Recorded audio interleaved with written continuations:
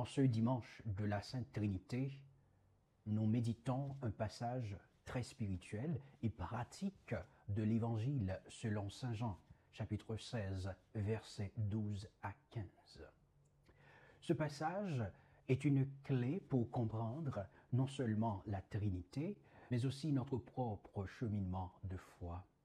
Et aujourd'hui, je voudrais vous inviter à réfléchir à trois axes principaux.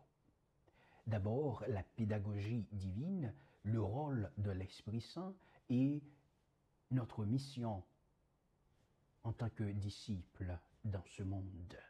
Dans ce passage, Jésus dit à ses disciples, « J'ai encore beaucoup de choses à vous dire, mais vous ne pouvez pas les porter maintenant. » Ces mots résonnent avec une grande tendresse, cette manière de parler de Jésus. Jésus sait que ses disciples sont troublés par l'annonce de son départ. Ils ne sont pas prêts à tout comprendre d'un coup. Alors, il leur promet l'Esprit Saint qui viendra les guider dans cette vérité tout entière. Cela nous rappelle que Dieu agit avec pédagogie dans nos vies. Il ne nous impose pas tout d'un coup, mais il respecte notre rythme. Regardez les disciples. Avant la croix, ils étaient souvent incompréhensifs, comme Pierre qui renia Jésus. Mais après la Pentecôte, grâce à l'Esprit, ce même Pierre prêche avec une force et une clarté extraordinaire. Et nous, parfois, nous voulons tout comprendre immédiatement. Les épreuves, les mystères de la foi, les projets de Dieu. Mais l'Esprit nous invite à la patience. Il nous forme progressivement, comme un maître qui enseigne à son élève un pas à la fois.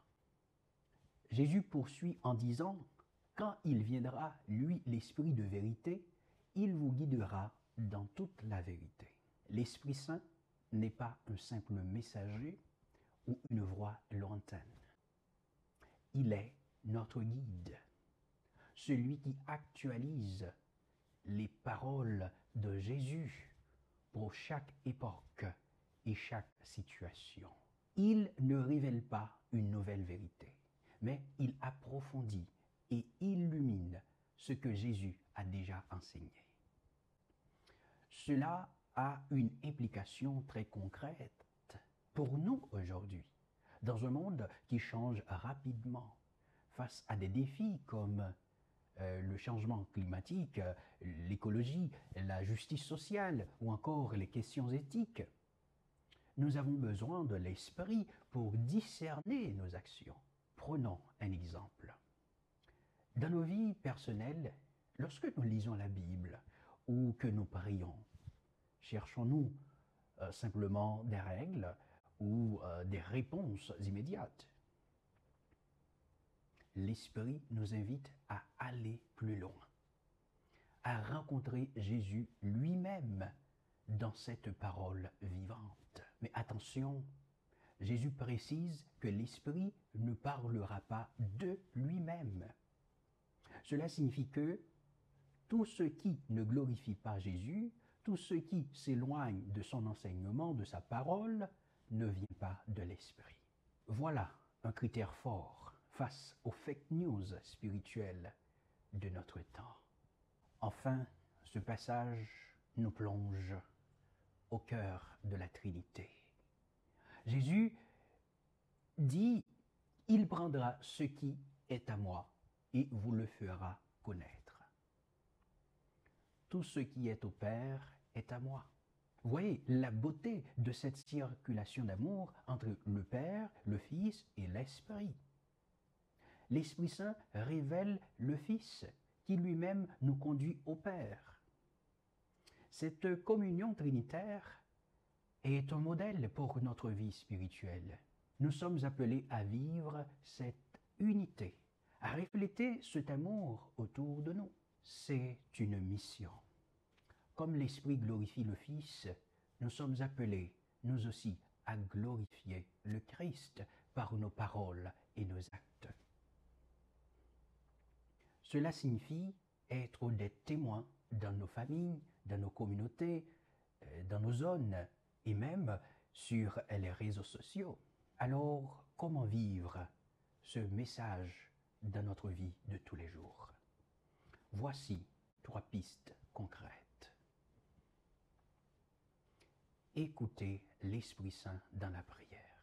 Avant de lire la Bible, prenons un moment pour dire « Esprit Saint, ouvre mon intelligence et mon cœur à la parole. » Laissons-le nous guider.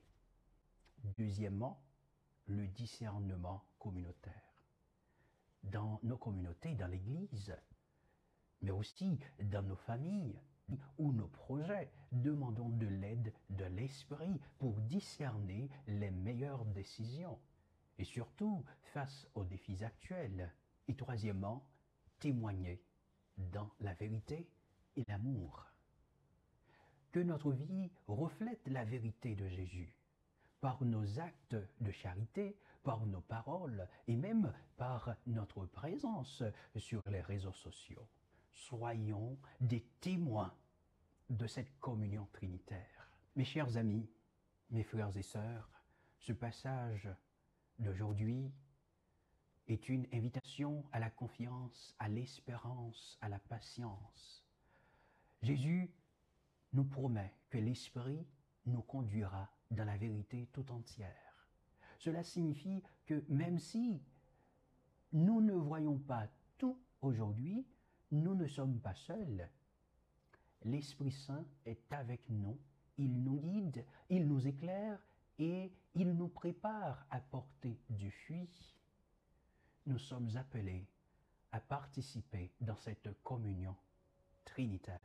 Alors, en ce dimanche de la Sainte Trinité, rappelons-nous que la vérité n'est pas un concept figé, mais c'est une personne vivante, Jésus. Et cette vérité devient contemporaine grâce à l'Esprit qui agit en nous et à travers nous. L'Esprit vous conduira. Faisons confiance à cette promesse. Vivons dans cette communion trinitaire et laissons l'Esprit faire de nous des témoins vivants de l'amour du Père, du Fils et du Saint-Esprit. Amen.